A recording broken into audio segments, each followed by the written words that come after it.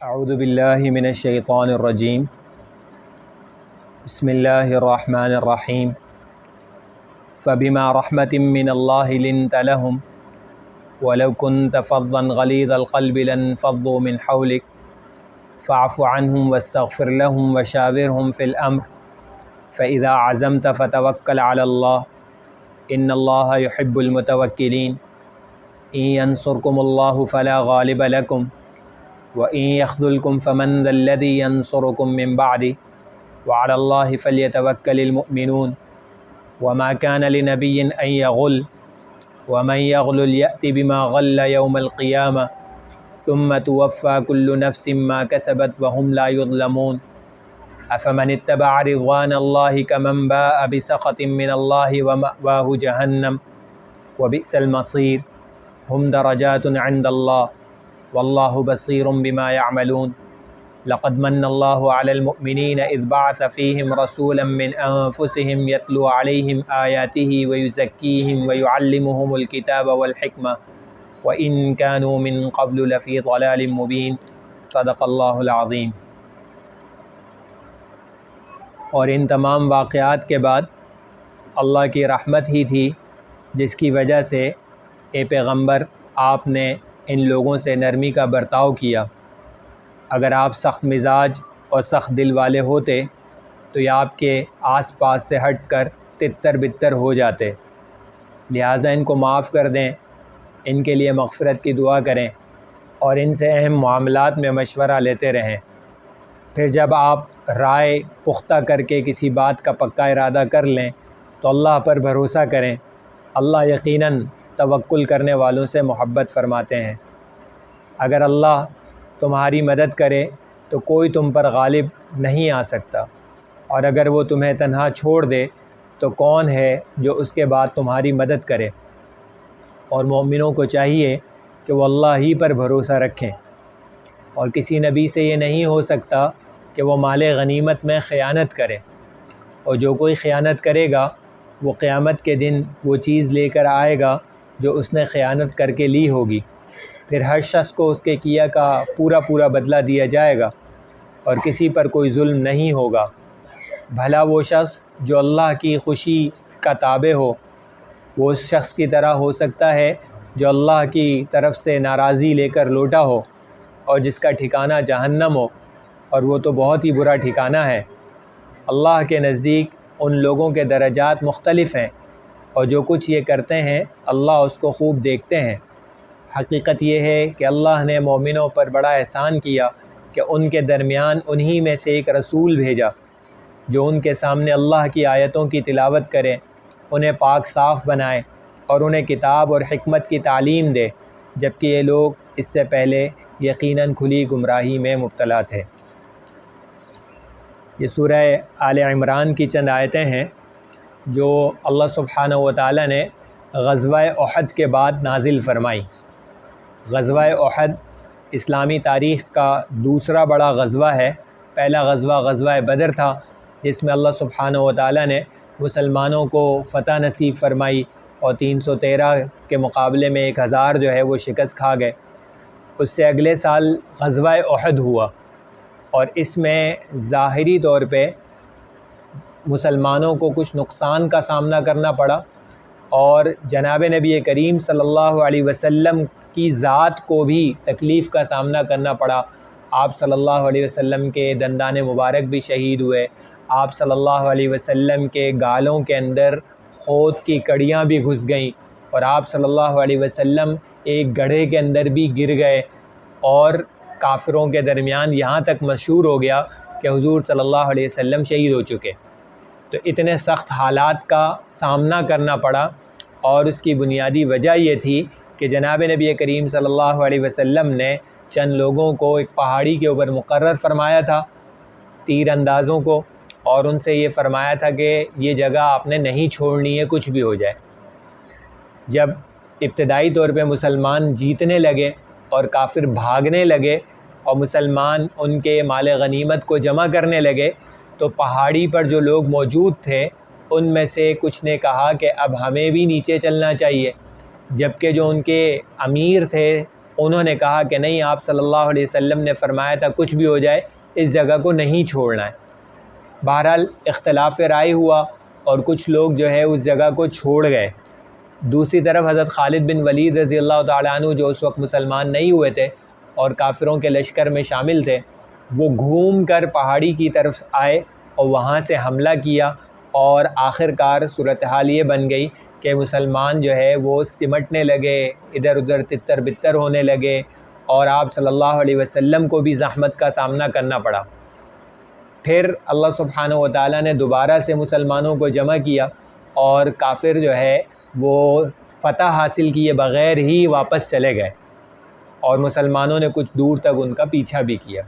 یہ مختصراً غزوہ احد کے حالات بیان کرنا اس وجہ سے ضروری ہے کہ اس آیت کا تعلق جو ہے وہ غزوہ احد سے ہے، لیکن اس وقت انتخاب کرنے کا مقصد جو ہے وہ جناب نبی کریم صلی اللہ علیہ وسلم کی سیرت مبارکہ کے کچھ پہلوؤں کو واضح کرنا ہے کہ آپ صلی اللہ علیہ وسلم کن اخلاق و عادات سے آراستہ پیراستہ تھے کہ جن کی وجہ سے آپ صلی اللہ علیہ وسلم کے ارد گرد لوگوں کا مجمع تھا۔ حضرات صحابہ کرام جو ہے وہ اپنی جانیں تک قربان کرنے کے لیے تیار ہوتے تھے، آپ صلی اللہ علیہ وسلم کے ساتھ رہتے تھے، مشکل حالات میں آپ صلی اللہ علیہ وسلم کے ساتھ رہتے تھے۔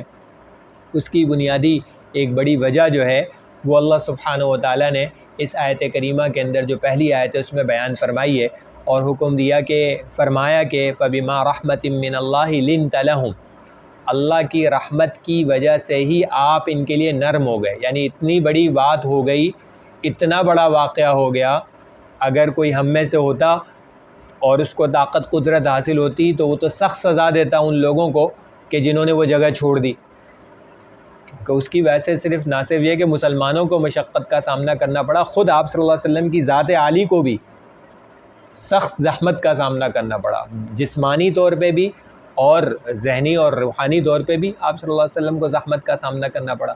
یہ الگ بات ہے کہ آپ صلی اللہ علیہ وسلم نے اس پر بھی انہیں کچھ برا بھلا نہیں کہا تھا، لیکن چونکہ دوسری طرف جان نچھاور کرنے والے صحابہ کرام تھے، عشاق تھے، آپ صلی اللہ علیہ وسلم کے واقعی عاشق تھے، ڈر تھا کہ وہ کہیں اپنے آپ کو ندامت کی وجہ سے ہلاک نہ کر لیں، شرمندگی کی وجہ سے، ندامت کی وجہ سے اپنے آپ کو جو ہے وہ زحمت میں نہ ڈالیں، تو اللہ تعالیٰ نے یہ آیت نازل کر کے ان کو تو گویا کہ تسلی دی ہے کہ آپ صلی اللہ علیہ وسلم ویسے بھی نرم ہیں، لیکن مزید ہم آپ صلی اللہ علیہ وسلم کو کہہ دیتے ہیں کہ بھائی ان کو معاف کر دو، حالانکہ آپ صلی اللہ علیہ وسلم پہلے بھی معاف فرما چکے تھے، پہلے بھی کوئی سزا نہیں دی تھی آپ صلی اللہ علیہ وسلم نے، لیکن اللہ تعالیٰ نے حضرات صحابہ کرام کی دلجوئی کے لیے یہ آیات بھی باقاعدہ نازل فرما دی، اور اس میں ایک حقیقت کا یہ بیان فرمایا کہ آپ صلی اللہ علیہ وسلم کی جو یہ نرمی ہے یہ اصل میں اللہ تعالیٰ کی رحمت کی وجہ سے، فَبِمَا رَحْمَةٍ مِّنَ اللَّهِ، اللہ کی طرف سے رحمت کی وجہ سے، لِنْتَ لَهُمْ، آپ ان کے لیے نرم ہو گئے۔ نرمی جو ہے وہ آپ صلی اللہ علیہ وسلم کی خصوصی صفت تھی، جو پوری زندگی آپ صلی اللہ علیہ وسلم کے واقعات کے اندر جو ہے وہ نظر آتی ہے، کہ ایسے کیسے واقعات ہیں کہ انسان حیران ہو جاتا ہے کہ ہم میں سے کوئی اس جگہ ہوتا تو وہ کیا کرتا۔ آپ صلی اللہ علیہ وسلم کی موجودگی میں ایک صاحب آتے ہیں اور مسجد میں پیشاب کرنا شروع کر دیتے ہیں، حضرات صحابہ کرام اٹھتے ہیں، لیکن آپ صلی اللہ علیہ وسلم فرمایا مت روکو ان کو، پیشاب کرنے دو، اور پھر جب پیشاب کر کے مسجد میں فارغ ہو جاتے ہیں تو آپ صلی اللہ علیہ وسلم جو ہے وہ پانی کا ڈول منگواتے ہیں، کہتے ہیں یہاں پانی ڈال دو، اور ان کو بلا کے کہتے ہیں کہ بھائی یہ مسجد ہے، یہ اس کام کے لیے نہیں، بس اور کچھ نہیں، یہ مسجد ہے، یہ اس کام کے لیے نہیں۔ حضرات صحابہ کرام ناراض بھی ہو رہے ہیں، لیکن آپ صلی اللہ علیہ وسلم نے ایسا نہیں فرمایا، اور حضرت امام ابن حجر رحمہ اللہ نے اس حدیث کی تشریح میں لکھا ہے کہ دیکھیں اگر حضرات صحابہ کرام ان کو پیشاب سے روکتے تو دو حالتیں ہو سکتی تھیں، یا تو یہ کہ وہ اٹھ کے بھاگتے تو ایک جگہ پہ گندگی ہو رہی تھی پوری مسجد گندی ہو جاتی، یا جو ہے وہ واقعتاً روکنے کی کوشش کرتے تو بیماری ہوتی، کیونکہ پیشاب کو روکنا جو ہے یہ بیماری ہے۔ تو آپ صلی اللہ علیہ وسلم نے دونوں چیزوں کو جو ہے وہ اس کا خیال فرمایا اور انہیں اس سے نہیں روکا۔ اسی طریقے سے آپ صلی اللہ علیہ وسلم کو اللہ تعالیٰ نے موقع دیا اپنے دشمنوں سے پورا بدلہ لینے کا، فتح مکہ کے موقع پر جب مکہ مکرمہ فتح ہوا اور سامنے وہ لوگ تھے کہ جنہوں نے ہر طرح سے آپ صلی اللہ علیہ وسلم کو پریشان کیا تھا، آپ صلی اللہ علیہ وسلم نے پوچھا کہ کیا خیال ہے تمہارا میرے بارے میں؟ تو انہوں نے کہا کہ ہم تو آپ سے وہ توقع کرتے ہیں کہ آپ ایک بھائی ہیں جو بڑے ہی شریف ہیں، بڑے عزت والے ہیں، ہم تو آپ سے اسی طرح کا رویہ توقع کرتے ہیں۔ آپ صلی اللہ علیہ وسلم فرمایا کہ جاؤ، میں آج تم سے وہی کہتا ہوں جو حضرت یوسف علیہ السلام نے اپنے بھائیوں سے کہا تھا، وہ بھائی جنہوں نے کنویں میں ڈال دیا تھا، وہ بھائی جنہوں نے جان لینے کی کوشش کی تھی۔ جب یوسف علیہ السلام کو طاقت ملی تو حضرت یوسف علیہ السلام نے ان سے فرمایا کہ لا تثریب علیکم اليوم، آج تم سے کوئی سوال جواب نہیں ہے، یغفر اللہ لکم، اللہ تمہیں کیا فرمائے، معاف فرمائے۔ تو آپ صلی اللہ علیہ وسلم کی یہ جو نرمی کی صفت ہے، یہ بہت ہی واضح صفت ہے آپ صلی اللہ علیہ وسلم کی۔ اور آپ صلی اللہ علیہ وسلم نے یہ بھی فرمایا کہ من یحرم الرفق یحرم الخیر کلہ، کہ جو نرمی سے محروم رہا وہ پوری کی پوری بھلائی سے محروم رہا۔ اور فرمایا کہ اللہ تعالیٰ جو ہیں وہ نرم ہیں اور نرمی کو پسند فرماتے ہیں، اور نرمی پہ جو کچھ عطا فرماتے ہیں وہ سختی پر عطا نہیں فرماتے ہیں۔ تو نرمی کی صفت آپ صلی اللہ علیہ وسلم کی بیان فرمائی۔ پھر ایک اور حقیقت کے ساتھ ہی بیان فرما دی کہ وَلَوْ كُنْتَ فَظًّا غَلِيظَ الْقَلْبِ، اگر آپ سخت مزاج ہوتے، سخت گفتگو کرنے والے ہوتے، سخت دل والے ہوتے، لَنْ فَضُّوا مِنْ حَوْلِكَ، تو یہ لوگ آپ کے ارد گرد سے تتر بتر ہو جاتے، آپ کے ارد گرد جمع نہ ہوتے۔ اس سے معلوم ہوتا ہے کہ کسی کی خیر خواہی کے کام کے لیے نرمی بہت زیادہ ضروری ہے۔ پیغمبر کا کام خیر خواہی ہوتی ہے، اور تو کچھ نہیں ہوتا، شفقت ہوتا ہے، لوگوں کو برائی سے نکال کے بھلائی کی طرف لانا، ان کی اچھی تربیت کرنا۔ تو اس کام کے لیے ضروری ہے کہ انسان کے اندر نرمی کی صفت ہو، ورنہ نہیں ہو سکتا۔ اب ہماری حیثیت جناب نبی کریم صلی اللہ علیہ وسلم کے امتی کے اعتبار سے بھی، اور خود اپنے گھر کے اعتبار سے کم میری ذمہ داری، میرا گھر تو ہے ہی، ویسے تو پوری امت ہے، لیکن کم سے کم بھی میرا گھر جو ہے وہ تو میری ذمہ داری ہے، میری بیوی، میرے بچے، یہ تو میری ذمہ داری ہیں، اگر میرے چھوٹے بہن بھائی ہیں تو وہ میری ذمہ داری ہیں، اور انہیں برائی سے بچانا اور اچھائی کی طرف لے کے آنا یہ میری ذمہ داری ہے۔ کلکم راع وکلکم مسئول عن رعیتی، کہ تم میں سے ہر ایک ذمہ دار ہے اور ہر ایک سے اس کی ذمہ داری کے بارے میں سوال کیا جائے گا۔ اور پھر آپ صلی اللہ علیہ وسلم نے مزید فرمایا کہ عورت جو ہے وہ اپنے گھر کے بارے میں ذمہ دار ہے، مرد جو ہے وہ اپنے بچوں کے بارے میں ذمہ دار ہے، اور ولی الامر جو ہے وہ تمام لوگوں کے بارے میں ذمہ دار ہے۔ تو ذمہ داری ہے اور سوال ہوگا، تو ہماری ذمہ داری جب یہ ہے کہ ہم برائی سے بچائیں اور اچھائی کی طرف لے کے جائیں، تو ہمارے لیے بھی ضروری ہے کہ نرمی کا پہلو اختیار کیا جائے۔ اس کے بغیر جو ہے یہ کام پوری طرح سے سر انجام نہیں دیا جا سکتا، سختی کے ساتھ نہیں سر انجام دیا جا سکتا۔ پھر اللہ تعالیٰ نے فرمایا کہ فاعف عنہم، آپ انہیں معاف فرما دیجئے۔ معاف تو پہلے بھی فرمایا ہوتا ہے، دل سے معاف فرما دیجئے، عملی طور پہ تو معاف فرمایا ہی ہوا تھا۔ واستغفر لہم، ان کے لیے مغفرت بھی مانگیے، یعنی صرف دنیا کے اعتبار سے نہیں، آخرت کے اعتبار سے بھی ان کے لیے جو ہے وہ مغفرت طلب کیجئے۔ وشاورہم فی الامر، اور اہم معاملات میں ان سے مشورہ بھی کیجئے۔ یہ گویا کہ مزید حضرات صحابہ کرام کی جو ہے وہ کیا ہے، عزت افزائی ہے کہ اہم معاملات کے اندر ان سے مشورہ بھی کیجیے۔ اور آپ صلی اللہ علیہ وسلم کی پوری زندگی اس بات کی گواہی دیتی ہے کہ آپ صلی اللہ علیہ وسلم مشورہ فرماتے تھے۔ آپ صلی اللہ علیہ وسلم کی سنت ہے مشورہ کرنا، تو ہمارے لیے بھی یہی سنت ہے کہ اہم معاملات جتنے بھی ہوں ان کے اندر کیا کیا جائے، مشورہ کیا جائے۔ البتہ یہ ضروری ہے سمجھنا کہ مشورہ انہی چیزوں میں ہوگا جو قابل مشورہ ہوں۔ کچھ چیزیں ایسی ہوتی ہیں جن میں مشورے کی ضرورت نہیں ہوتی ہے، مثال کے طور پہ ایسی چیزیں جو قرآن حدیث میں بالکل واضح ہیں، ان کے بارے میں مشورہ نہیں ہوتا۔ مثال کے طور پہ میں نماز پڑھوں یا نہیں پڑھوں، اب اس میں تھوڑی مشورہ ہوگا۔ میں جھوٹ بولوں یا نہیں بولوں، میں شراب پیوں یا نہیں پیوں، اس میں کسی سے مشورہ تھوڑی لیا جائے گا، یہ قابل مشورہ چیزیں نہیں ہیں۔ ہاں یہ کہ میں حج کے لیے کون سی فلائٹ سے جاؤں، ہو سکتا ہے اس میں مشورہ ہو۔ حج کے لیے جاؤں یا نہ جاؤں اس میں مشورہ نہیں ہوگا۔ حج کے لیے کس طرح سے جاؤں یہ ہو سکتا ہے۔ میں زکوٰۃ دوں یا نہیں دوں، بھائی زکوٰۃ فرض ہے تو دینی پڑے گی، ہاں اس میں مشورہ ہو سکتا ہے کہ کس کو دوں، کہاں دوں، کتنی دوں، یہ ہو سکتا ہے، اس کے بارے میں مشورہ ہو سکتا ہے۔ تو جو قابل مشورہ چیزیں ہیں ان کے بارے میں جو ہے وہ مشورہ کرنا۔ پھر ہر ایک کو جہاں جہاں اختیار حاصل ہے وہاں وہاں وہ مشورے کا مزاج بنائیں۔ گھروں کے اندر عموماً مردوں کو جو ہے وہ ہمارے معاشرے میں اختیار حاصل ہوتا ہے، تو وہ گھر کے اندر مشورے کا ماحول بنائیں۔ اپنے سے چھوٹوں سے بھی مشورہ کرنا، جناب نبی کریم صلی اللہ علیہ وسلم سے تو سب چھوٹے تھے نا، مقام مرتبے کے اعتبار سے تو آپ صلی اللہ علیہ وسلم سے سبھی چھوٹے تھے، آپ صلی اللہ علیہ وسلم کو تو مشورے کی ضرورت ہی نہیں تھی، اس وجہ سے کہ وحی موجود تھی۔ ہر معاملے کے اندر اللہ تعالیٰ کیا فرما دیتے، یوں کر لو یوں نہیں کرو، ختم، ضرورت ہی نہیں تھی۔ پھر بھی آپ صلی اللہ علیہ وسلم سے مشورہ کروانا یہ اصل میں امت کے لیے ہے. اصل میں امت کو اس بات کی تربیت دی جا رہی ہے کہ تمہارا مزاج یہ ہونا چاہیے کہ تم مشوروں سے کام کیا کرو. اور آپ صلی اللہ علیہ وسلم کی ایک حدیث شریف میں فرمایا بھی کہ جب تمہارے حکمران جو ہیں وہ اچھے لوگ ہوں، تم میں سے بہترین لوگ ہوں، اور تمہارا معاملہ جو ہے وہ مشورے سے حل ہوتا ہو، تو تمہارے لیے جو ہے وہ کیا ہے، زمین کے اوپر کی جگہ بہتر ہے زمین کے نیچے سے. اور اگر اس کے برعکس صورتحال ہو جائے تو پھر تمہارے لیے موت جو ہے وہ کیا ہے، زیادہ بہتر ہے. تو مشورہ جو ہے یہ اس کو ہمیں اپنانا چاہیے.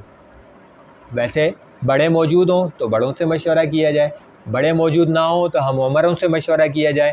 اور اللہ والوں کا معمول تو یہ رہا ہے کہ اگر ہم عمر نہ ہوں تو چھوٹوں سے مشورہ کر لیا جائے، چھوٹوں سے بھی مشورہ کیا جائے. یہ آپ صلی اللہ علیہ وسلم کی جو ہے وہ سنت ہے. آپ صلی اللہ علیہ وسلم کے سامنے سارے ہی چھوٹے تھے اور ان سے مشورہ کیا کرتے تھے آپ صلی اللہ علیہ وسلم. حکومت کے معاملات کے اندر، اجتماعی معاملات کے اندر تو بہت زیادہ ضروری ہے. مسلمانوں کے لیے مشاورت سے ہی فیصلے کرنا ضروری ہے. اور اگر جو ہے وہ مسلمانوں کا حکمران مسلمانوں کے معاملات میں ان سے مشورہ نہ کرے تو یہاں تک لکھا ہے کہ اس کو ہٹانا واجب ہے، اس کو ہٹا دیا جائے. اگر وہ مسلمانوں سے مشاورت کیے بغیر ان کے بارے میں فیصلے کرتا ہے اور اس کے فیصلے جو ہے وہ درست بھی نہیں ہوتے ہیں تو اس کو ہٹا دیا جائے، یہ لازم ہے. البتہ اگر کسی مسئلے کے اندر اختلاف ہو جائے، مشورہ آیا، کسی کے پاس پوزیشن ہے، اس نے مشورہ لیا کسی سے، کچھ نے کچھ مشورہ دیا، دوسرے نے کچھ اور مشورہ دیا، تو اب کیا کریں؟ اب کیا اکثریت کی بات ماننا ضروری ہے جیسا کہ آج کی جمہوریت کہتی ہے، یا جو ہے وہ خود فیصلہ کر سکتا ہے؟ تو اسلامی تعلیمات سے یہ معلوم ہوتا ہے کہ وہ خود فیصلہ کر سکتا ہے، وہ جس کو درست سمجھتا ہے وہ فیصلہ کر لے. ایسے واقعات موجود ہیں کہ آپ صلی اللہ علیہ وسلم نے اکثریت کے مشورے کو چھوڑ کے حضرت ابوبکر رضی اللہ تعالیٰ عنہ کے مشورے کو لے لیا، حضرت عمر رضی اللہ تعالیٰ عنہ کے مشورے کو لے لیا. ایک طرف بہت سارے صحابہ کرام تھے، ایک طرف صرف ایک صحابی کا مشورہ تھا، آپ صلی اللہ علیہ وسلم نے اس پر کیا کر لیا؟ عمل کر لیا.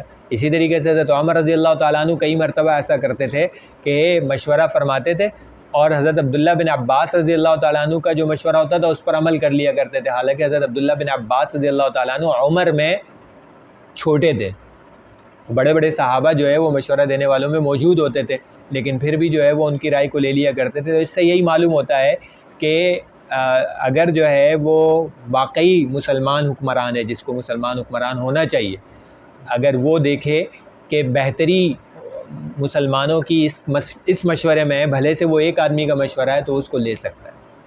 جمہوریت کی طرح وہ پابند بہرحال نہیں ہے.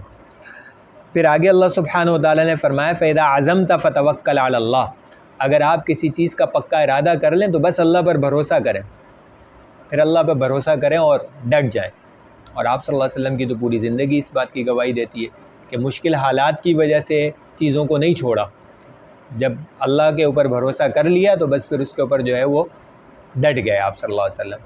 البتہ اس سے یہ بھی پتہ چلتا ہے کہ توکل کا اصل مفہوم جو ہے وہ یہ نہیں ہے کہ انسان اپنے حصے کا کام نہ کرے، اپنے حصے کا کام کرنے کے بعد اللہ پر بھروسہ ہے، یہ اصل مفہوم ہے. ایک صحابی نے پوچھا کہ یا رسول اللہ میں اپنے اونٹ کی رسی باندھ کر اللہ پر بھروسہ کروں یا بس ویسے ہی کھلا چھوڑ دوں اور اللہ پر توکل کروں؟ تو آپ صلی اللہ علیہ وسلم نے فرمایا کہ رسی باندھو پہلے اس کی، پھر اللہ کے اوپر کیا کرو؟ توکل کرو. یعنی اپنے حصے کا کام کرنا پڑے گا. یہ نہیں ہے کہ ہم نے گاڑی کو لاک ہی نہیں کیا اور بس اللہ کے حوالے کر دیا، گھر کو جو ہے وہ تالا ہی نہیں لگایا، حالات خراب ہیں، چوریاں ہو جاتی ہیں، گھر کو تالا لگائے بغیر ہی چلے گئے بھائی اللہ کے حوالے. تو یہ توکل نہیں ہے. تالا لگانے کے بعد جو ہے وہ اللہ کے حوالے، اب بھی چوری ہو جائے اللہ کا فیصلہ، اب اللہ کا فیصلہ. یہ مطلب ہوتا ہے توکل کا. بعض لوگ توکل کے مطلب کو نہیں سمجھتے. ان اللہ یحب المتوکلین، بے شک اللہ سبحانہ و تعالیٰ توکل کرنے والوں کو پسند فرماتے ہیں. البتہ یہ ضرور ہے کہ کسی بھی کام کے کچھ قریبی اسباب ہوتے ہیں اور کچھ دور کے اسباب ہوتے ہیں. جو آپ صلی اللہ علیہ وسلم کی سنت ہے وہ یہ نہیں ہے کہ آپ صلی اللہ علیہ وسلم ہر وقت دور کے اسباب کے چکر میں لگے رہتے تھے، یہ نہیں. قریب کے اسباب کا آپ صلی اللہ علیہ وسلم جو ہے وہ کیا فرماتے تھے؟ اہتمام فرماتے تھے. مثال کے طور پہ کسی شخص کو جو ہے وہ اپنی بیٹی کی شادی کرنی ہے، مثال کے طور پہ اپنی بیٹی کی جو ہے وہ کیا کرنی ہے؟ شادی کرنی ہے. اب شادی کے اخراجات ہوتے ہیں، اس کے انتظامات ہوتے ہیں، اس کے لیے انسان کو کچھ تو ایسے اسباب ہوتے ہیں جو ظاہری طور پہ قریب قریب کے ہوتے ہیں، وہ کرنے ہوتے ہیں، اور ایک انسان جو ہے وہ دور دراز کے اسباب کے پیچھے پڑ جائے ایسا بھی ہوتا ہے ہمارے معاشرے میں، سب کچھ ہوتا ہے، تو اپنی زندگی بھی مشکل اور ارد گرد کے لوگوں کی زندگی بھی مشکل. تو ضرورت اس بات کی ہے کہ قریب کے اسباب کو جو ہے وہ کیا کیا جائے، اس کا اہتمام کیا جائے. یا مثال کے طور پہ ایک شخص کو جو ہے وہ جانا ہے لاہور یہاں سے. اب لاہور جانے کے لیے ایک تو اس کو ٹکٹ کروانی ہے، دوسرا جو ہے وہ ضرورت کا سامان لینا ہے. اب جانا اس کو 3 دن کے لیے اور وہ بیگ بھر رہا ہے 50 دن کے اعتبار سے کہ اس چیز کی بھی تو ضرورت پیش آ سکتی ہے، اس چیز کی بھی تو ضرورت پیش آ سکتی ہے، اس چیز کی بھی تو ضرورت پیش آ سکتی ہے. اب یہ دور کے اسباب کو جمع کرنے میں لگ گیا ہے، اپنے لیے بھی مشکل پیدا کرے گا، دوسروں کے لیے بھی مشکل پیدا کرے گا. ہاں قریبی اسباب 3 دن میں جن چیزوں کی عام طور پہ ضرورت پیش آتی ہے ان کو جمع کر کے لے جانا، یہ تو جو ہے وہ کیا ہے، بالکل دین کی تعلیمات کے مطابق ہے. لیکن اسباب کے پیچھے ہی پڑ جانا اور انہی کو سب کچھ سمجھ لینا، یہ دین کا یہ تصور نہیں ہے، یہ تعلیم دین کی نہیں ہے. ان ینصرکم اللہ فلا غالب لکم، اگر اللہ تمہاری مدد کرے تو کوئی تمہارے اوپر غالب نہیں آ سکتا. یہ ایک حقیقت ہے. یہ اصول ہمیں جو ہے وہ کیا کرنا چاہیے، اپنے ذہنوں میں بٹھا لینا چاہیے کہ اللہ کی مدد اگر ہو تو کوئی کچھ نہیں کر سکتا. غزوہ بدر اس کی مثال ہے، اور آپ صلی اللہ علیہ وسلم کی پوری زندگی اس کی مثال ہے، حضرات صحابہ کرام کی پوری زندگی اس کی گواہی ہے کہ اللہ کی مدد حاصل ہوتی تھی، کوئی مقابل ان کے سامنے نہیں ٹھہر سکتا تھا. وَإِن يَخْذُلْكُمْ، اور اگر اللہ تمہیں تنہا چھوڑ دیں، فَمَنْ ذَا الَّذِي يَنْصُرُكُم مِّن بَعْدِهِ، تو کون ہے جو اللہ کے بعد تمہاری مدد کرے گا. اگر اللہ کی مدد حاصل نہ ہو تو کچھ کر لیں، جتنی طاقت قوت اسباب جمع کر لیں. اگر اللہ کی مدد نہیں ہے تو کوئی کچھ نہیں مدد کر سکتا. غزوہ حنین کے اندر جو ہے وہ مسلمانوں کی زبان سے نکل گیا، آج تو ہم بہت ہیں، آج تو ہماری بڑی تعداد ہے. ہار گئے. اللہ نے مدد کو تھوڑا سا پیچھے کر لیا، شکست ہو گئی. حالانکہ تعداد کے اعتبار سے بہت تعداد تھی، اور اس کے مقابلے میں کئی جگہوں پہ جو ہے وہ تعداد کم تھی، سامان کم تھا، لیکن اللہ سبحانہ وتعالیٰ نے مدد فرمائی اور جیت گیا. وَعَلَى اللَّهِ فَلْيَتَوَكَّلِ الْمُؤْمِنُونَ، اللہ ہی پر مومنوں کو بھروسہ کرنا چاہیے، سامان پر، اسباب پر، ان چیزوں پہ بھروسہ نہیں کرنا چاہیے.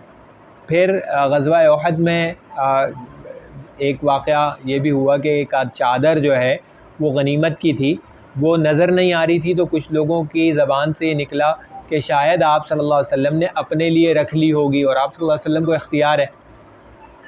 تو اس کے بارے میں اللہ تعالیٰ نے فرمایا وَمَا كَانَ لِنَبِيٍّ أَن يَغُلَّ، نبی کے لیے یہ جائز نہیں ہے، کسی بھی نبی کے لیے، کہ وہ مال غنیمت میں خیانت کرے.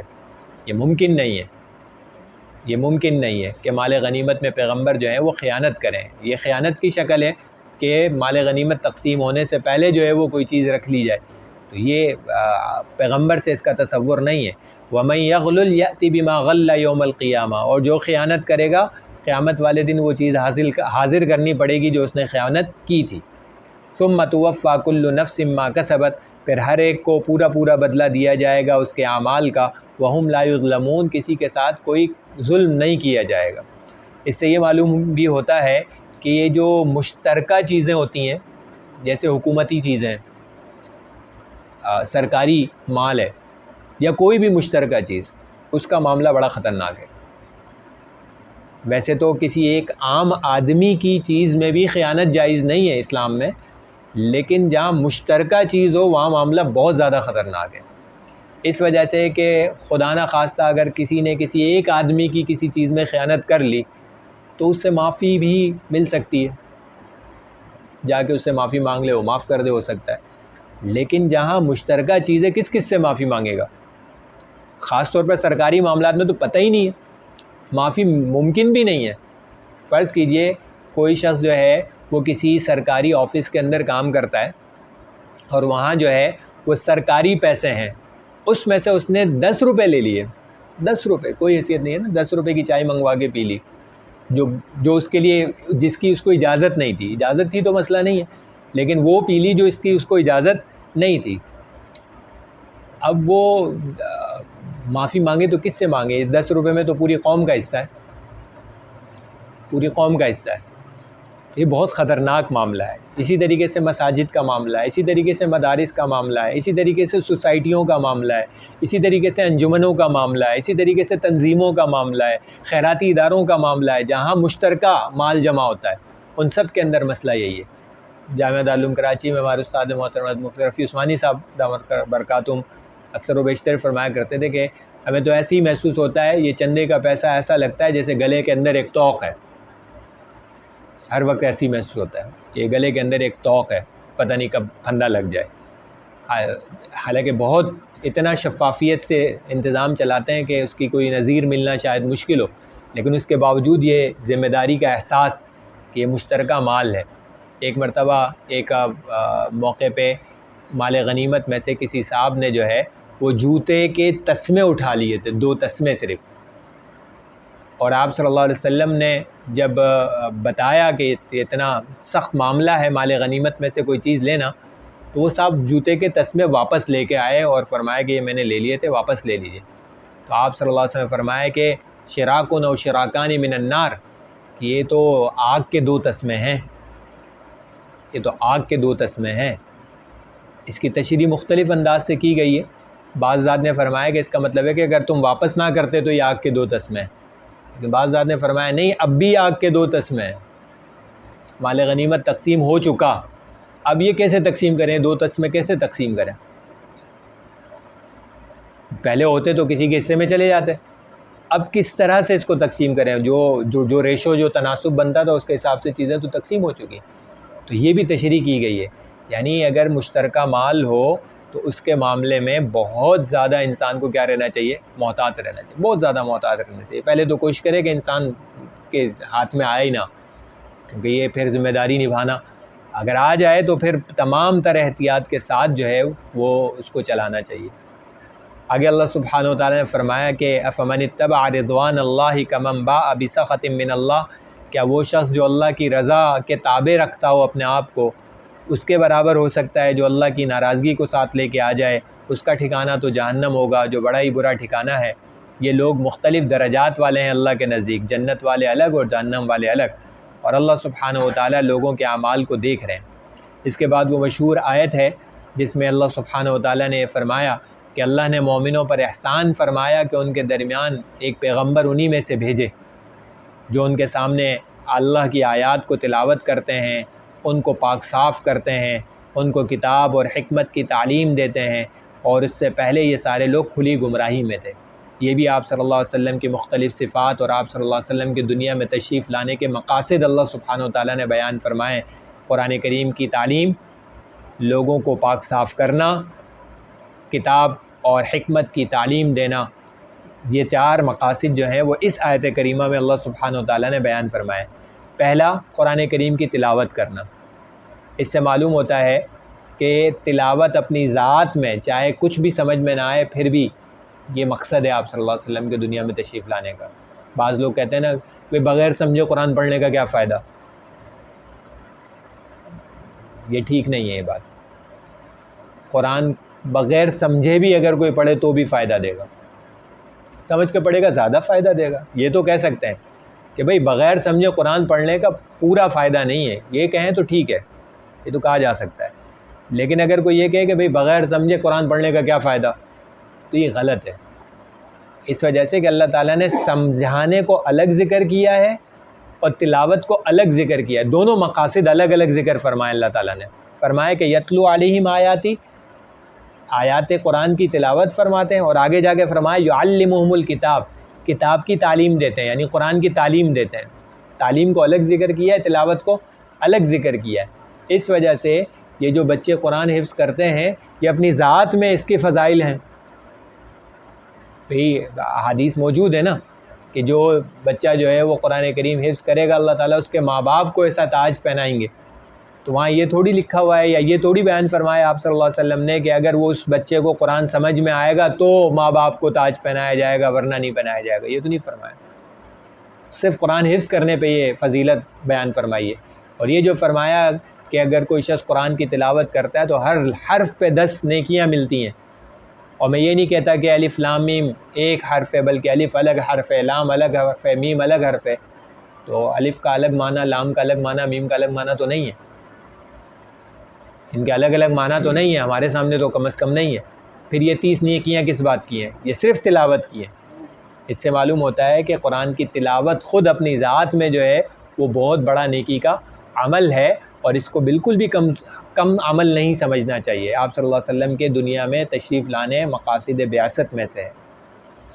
دوسرا مقصد بیان فرمایا کہ لوگوں کا تزکیہ فرماتے ہیں۔ تزکیہ کا مطلب ہوتا ہے پاک صاف کرنا۔ تو آپ صلی اللہ علیہ وسلم نے جو احکامات قرآن و حدیث کے ذریعے سے بیان فرمائے وہ ظاہری طور پہ بھی پاک صاف کرتے ہیں، اور بنیادی طور پہ، روحانی طور پہ، دلی طور پہ بھی انسان کا کیا کرتے ہیں؟ تزکیہ کرتے ہیں، اس کو پاک صاف کر دیتے ہیں۔ اور پھر فرمایا کہ کتاب اور حکمت کی تعلیم، کتاب سے قرآن کریم مراد ہے، اور حکمت سے جو ہے وہ سنت طیبہ مراد ہے، آپ صلی اللہ علیہ وسلم کی احادیث مبارکہ مراد ہیں۔ اور آخر میں فرمایا کہ اس سے پہلے تمام لوگ جو تھے وہ کھلی گمراہی میں تھے۔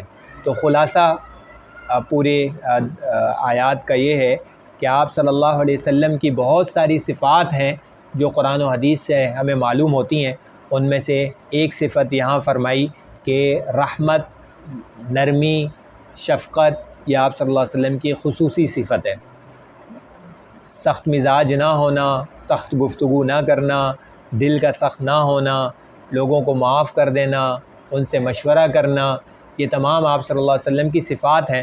اور اس مہینے کے اندر ربیع الاول میں عموماً آپ صلی اللہ علیہ وسلم کی سیرت مبارکہ کے حوالے سے مجلسیں، محفلیں منعقد کی جاتی ہیں۔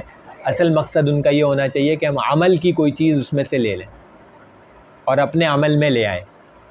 بیان برائے بیان نہ ہو اور بیان کا سننا برائے سننا نہ ہو، بلکہ اصل مقصد جو ہے وہ یہ ہے کہ اگر ہمارے سامنے کوئی چیز عمل کی آ گئی ہے تو ہم اس کو اپنے عمل میں لے آئیں، اپنے عمل میں اس کو ڈھال لیں، تو وہ ہمارے کام کی ہے۔ اور اگر عمل نہ کیا جائے تو پورا فائدہ علم کا ہمیں حاصل نہیں ہوتا ہے۔